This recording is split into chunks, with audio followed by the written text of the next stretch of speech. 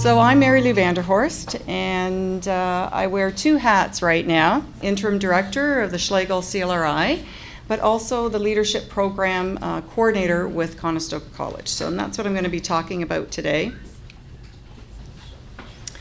So we were really challenged when we took a look around at what is available for the long-term care sector.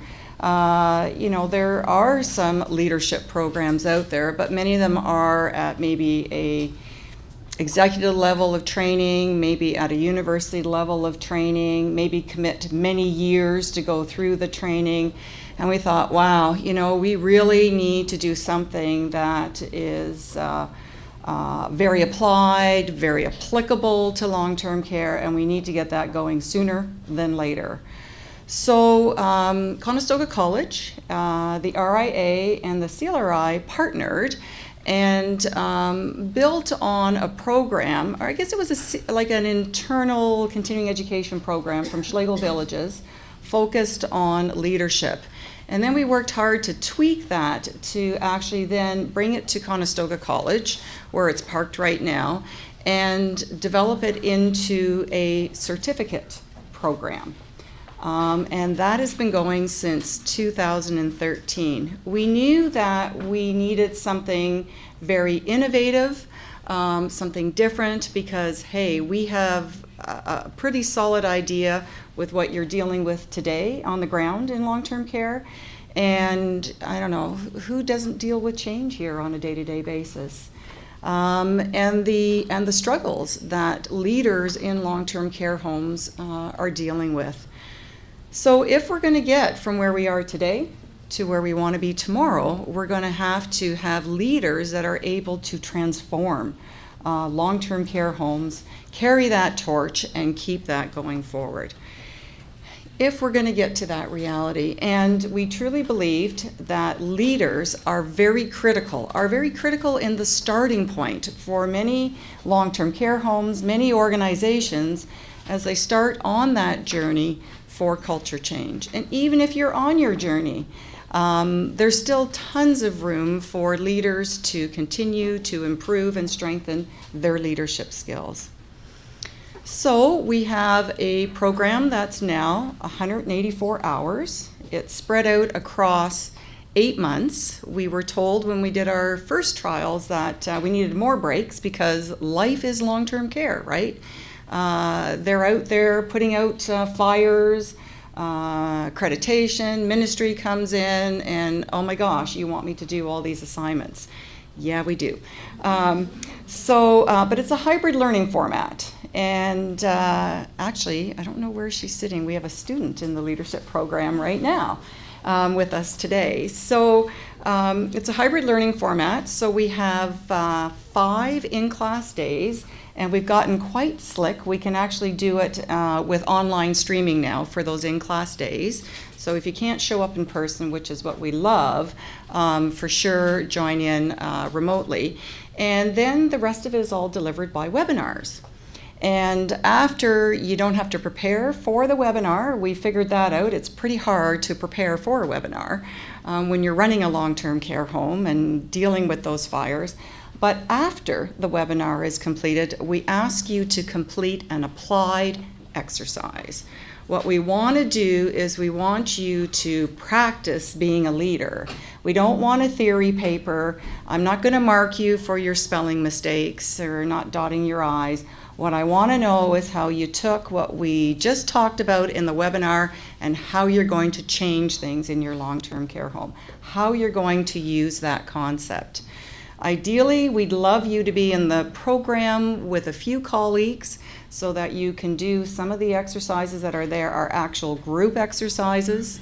We have things that are a lot of self-reflection, as you can attest to. My action plan, there's 18 of them during your 8 months where you are really sharing your heart and soul and your thoughts about how you're going to make change in your long-term care home. We want you to practice being a transformational leader. This might be hard to see. I know it's hard to see on mine, so it's going to be hard to see on yours. But it's 6 courses, And we've got 6 themes. We've got an aligning theme, a serving theme, a mobilizing theme, a stewarding theme, a connecting theme, and an improving theme. And in the pale gray, sort of sprinkled around all of them, are the things that we tackle. And we really believe that Course 2 builds on Course 1, and Course 3 builds on Course 2 and Course 1, and away we go all the way through the program. We start off with the mission, vision, and values, and you guys heard that loud and clear yesterday, is if you don't know why you're showing up to work and you can't even figure out why you're leading the team, it's going to be really super hard to transform your long-term care home. And students say to me over and over, like, again and again, another assignment on this, and we combine concepts.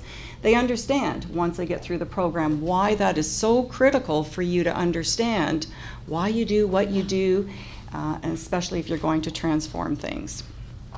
We talk about the culture of aging, culture change. We bring that right into webinar number 2. Then we go onward and we talk about leadership styles. We really believe that transformational leadership, servant leadership, and strengths-based leadership are 3 leadership strategies that can be used in long-term care to actually transform. Look at that. It's about building relationships, and it's about building trust. If you can't build those relationships and form that trust, really hard to get all those other things done. We move onward into Course 3, working together, collaboration, empowerment. We do look at performance. We deal with learning and coaching, complexity. I mean, who would not put their hands up and say long-term care is not complex? It absolutely is. And so we need to help our leaders juggle those balls and understand that your long-term care home is not an island. It is part of a greater system. All those people are connected in it, to the residents, to the families, to your community, to the long-term care sector, to the associations, to families all over. Then we move into stewarding, and yep, this probably has a feel a little bit more like the management side of things. We focus super hard on the leadership side, but we do bring in a realization about how funding works in long-term care, compliance issues, financial management. We talk about marketing and the customer experience. We move onward to coming back and connecting conflict management. People really want to figure out how they're going to deal with those grumpy families, those grumpy residents, and the grumpy staff. And so we work through a number of scenarios with that. Cultural diversity and a lot of emphasis on teamwork. And finally, we sort of round out the program, looking at improvement, innovation, self-development, a little bit of learning again, celebrating successes, and how we support each other, leader to leader, how we handle the stresses of running our long-term care homes. I wrote down some numbers last night because I was thinking how many students at this point have been through the program, because people kind of want to know. So the program was launched at the same time as it was launched in Ontario. It was launched in Alberta. So it's been running sort of neck on neck. We had sort of a start in a January start in Ontario and a September start in Alberta. To date, we've had 8 classes of 25 students in Alberta, and we've had 7 classes of 25 students approximately and so that's 200 grads in Alberta and 175 grads in Ontario. Right now there's 2 classes running in Alberta, so that's another 50 students, and 3 classes running in Ontario for another 75. And we've got on the program coming in the fall 1 mixed class in Alberta and 2 mixed classes in Ontario. Add it all up between graduates and students between the 2 provinces, we've conquered Canada with 500 people that have been through the leadership program. Maybe that doesn't sound like a whole lot, but that's 500 more people that are committed to making things better and changing things in long-term care. So leaders, in the end, really do support culture change. And I've got lots of little circles here, and I'm just going to go around, starting at the top and then going clockwise. Building leader competencies and context. Really important. If we want to make leaders great leaders for long-term care, they got to learn in long-term care, they got to practice in long-term care. That's the team, that's where they are. So we've designed the program for you for the long-term care sector. Enhancing seniors' care skills, knowledge, and behaviors. It is about skills, it is about knowledge, it's about changing behavior. And this program is specific to seniors' care. So not only can people from the long-term care sector be a part of this program, we've had people from the retirement sector and people from the continuing care sector in this program. Stimulating a deeper understanding of the sector. Nobody wants to operate with a blindfold on. We all want to understand anything that we can about the sector. We'll never get our heads around the full sector, but we have to have a deeper understanding if we're going to make that commitment to change. Supporting culture change, attitudes, beliefs, and behaviors. We want to help leaders get their head around. You've had a day and a half so far of understanding culture change, and like I said, there's no magic wand, there's no easy pill that we can swallow to make that change. But in the program, we are trying to help these leaders switch their attitudes and beliefs around and behaviors around culture change. Endorsing the sector as a healthy workplace and a vibrant living place. Leaders have to understand that. They are the ones that can get people excited about coming to work in long-term care, and if they can change their long-term care homes, people won't mind living in long-term care, as we've heard just a few minutes ago.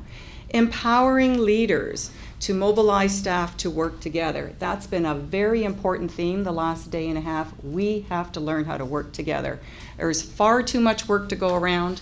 There's always work the next minute. And I think we've heard some wonderful stories how we can make so many things happen in the exact same amount of time. And so we want to empower leaders how they can encourage their staff to work closer together. Stabilizing the leadership workforce by training within and for the long-term care sector. And I did mention that briefly. It's really important. Long-term care in Ontario, and not so much in Alberta, because I know we have an Alberta audience live streaming in today, but in Ontario there's been a lot of instability in the leadership ranks. And some homes have suffered a lot of turnover, and just when you think you're there, you know, you've got that turnover happening. We have a student in the program, and it was just such a sad story to me. She shared that she is currently in the leadership program because she really wants to go back and make a change in her long-term care home. She's the last leader standing. She's gone through 3 administrators in 3 years, 2 DOCs in 3 years, dietary has flipped, and she was a recreation manager. She's the last one standing. And so here you've got this person so committed to long-term care who wants to take back some skills that she can hopefully bring back some stability. We want you to have a whole brand new toolkit so you feel empowered when you're in long-term care. And finally, building long-term care commitment, right? We want to attract and keep those leaders.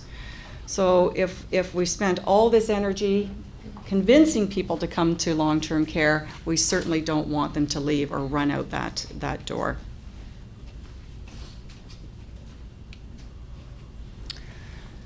So for me, I scratched out 3 and I put a 4. I cheated. What can I say? So my top recommendations back to you, if you're thinking about the culture change journey, is start with your leaders. Of course, I'm kind of biased because I'm talking about the leadership program, but I do really believe that that's very important. Start with your leaders. Make the commitment to your leadership team to help them improve their applied leadership knowledge, skills, and behaviors, right? It's nice to go to those weekend kumbaya thingamadooies, but when you come back and you walk through the front door, right across that threshold, it's long-term care again. And the kumbaya was just kind of a nice little break, and you just don't know how to do it when you walk through the door.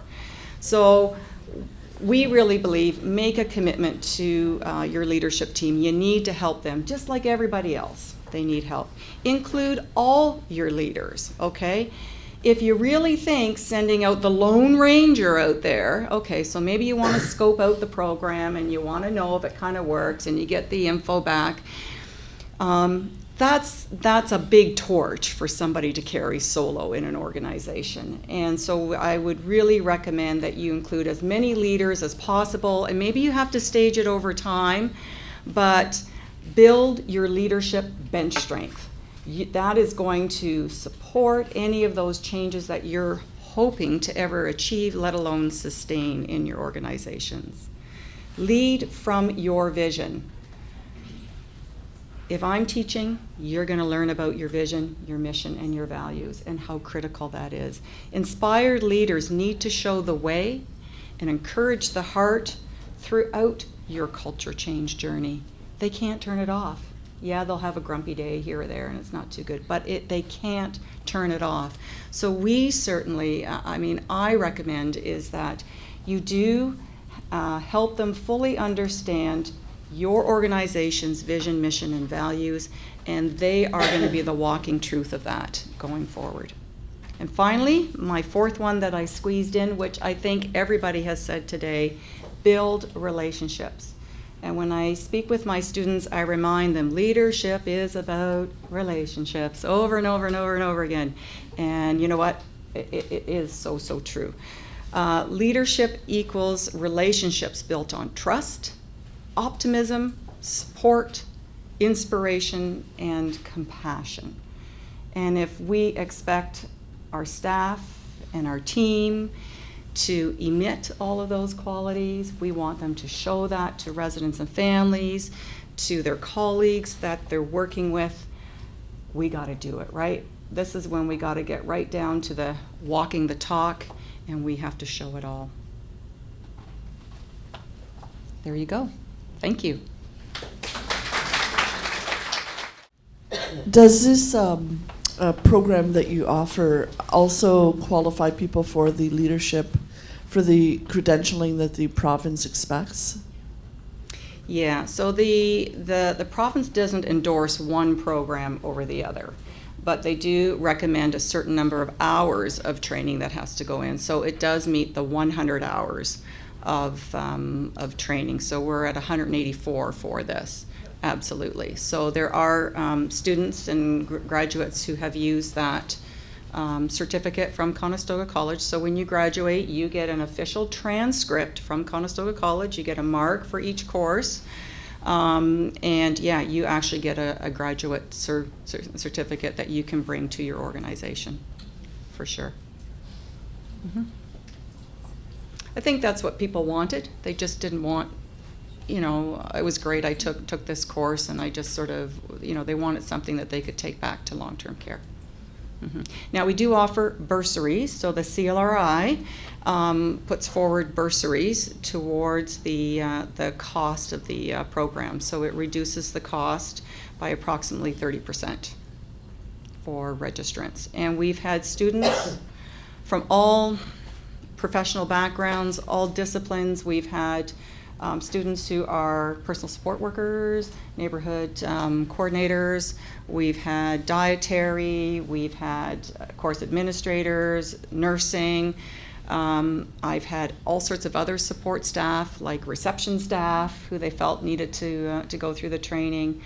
In Alberta, we've had pharmacists. We've had senior executives in organizations have been told that they had to go through the program too. So we've had it widely across. So, and because it's applied, students always wonder if they can, share their assignments and, beg, borrow, and steal kind of thing. But no, the answers are truly to all of the assignments are about you and how you are going to do it in your specific situation.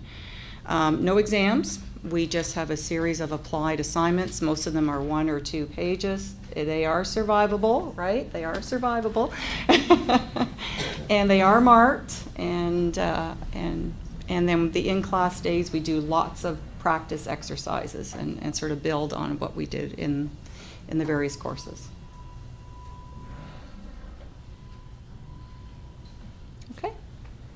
It's public speaking part of what you do. Sorry? Public speaking. Is public speaking part of Is, it? is there any kind of training for, because they're going to be, as a leader, they're going to have to be speaking in front of Absolutely. others. Yes. So is part of this training to be a public speaker? We have two experiences for them, and it's in the in-class days, so these in-class days. One in the beginning and one close to the end, where they have to share to the whole class which assignments had the greatest impact on them and why. And what we find is that quite often students cry. They're just so moved by having to share what really made a difference, and some of them are so nervous to get up and do that. But I say, hey, this is part of being a leader. You're going to have to get up and you're going to have to speak in front of an audience. And so many of them, they prepare their notes. So it is as it's an applied exercise in the end for those students. We also do a lot of group work during the in-class days, and so people sort of share who's going to present back the answers of their group. So yeah. The other thing too, because they're doing group exercises and other things, they have to go back to their long-term care homes. Some of it they have to go and interview residents. Some of them they're going to have to interview staff. Self-assessment tools they do, so they develop a greater understanding of who they are. And so they really are mixing, right? We get them to mix in areas what they might be uncomfortable with. So we had people who may have been like in finance, for example. We've had people in finance take this program, and they go, oh, I'm not going to go and interview a resident. I don't have to do that. And it's like, yeah, you do. You're going to have to go and talk to who we all serve in the end. And so again, we push people in some areas that are quite uncomfortable for them. And they should be, right? We want to expose them to all of that. And for some, it's new organization skills, because they've got to coordinate a whole group of people to get together to actually complete a group assignment. That's not easy. And then they've got to write that assignment together as a group. So that's a very collaborative exercise, doing it over and over again. And they have to get their ideas down on paper. So we teach them through those exercises to really articulate their ideas and their thinking much better. Mm-hmm.